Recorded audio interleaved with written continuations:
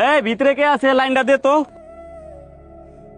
ভাই গাড়িটা দিয়েছি 1 সপ্তাহ হয়ে গেছে, তো আজকে তো যাইতে কইছে, আপনি গেলে ভালো হয়, যে টাকা পয়সা একটু কম বেশি লন আপনি আমার লগে। ভাই আপনি তো জানেন আল্লাহর রহমত আপনাদের দোয়ায় আমার গ্যারেজে অনেক কাজ আলহামদুলিল্লাহ। ভাই এই ব্যস্ততার কারণে আপনার কাজটা আমি ওই পিন্টু ভাই দোকানে দিয়ে আসলাম, সময় নাই ভাই।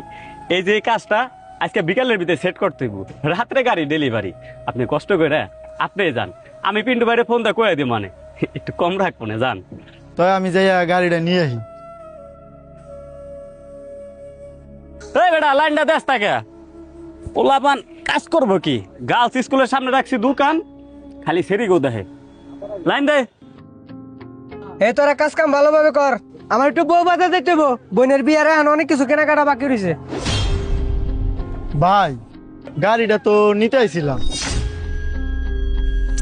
আসলে ভাই আমি তো আপনার গাড়ির কাজটা সম্পূর্ণ করতে পারি নাই। হয়েছে কি ভাই, এই শুক্রবার আমার বোনের বিয়া, তাই বাসা অনেক আত্মীয় স্বজন আসতেছে, তাই বিয়ার কেনাকাটায় অনেক ব্যস্ত হয়ে গেছি। আপনার কাজটা আমি সম্পূর্ণ করতে পারলাম না ভাই। ধরু মিয়া, এটা কোনো কথা হইলো?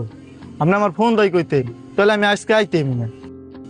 ওই যে ভাই আপনারা আমি বললাম না আমার বোনের বিয়ে অনেক ব্যস্ত, এই জন্য ভাই আপনারে ফোনটাই দিতে আমি ভুলে গেছি, ফোন দেওয়ার সময়ই পাই নাই। আচ্ছা ভাই, তাহলে সমস্যা নাই, আমি সামনের সপ্তাহে আসবেন।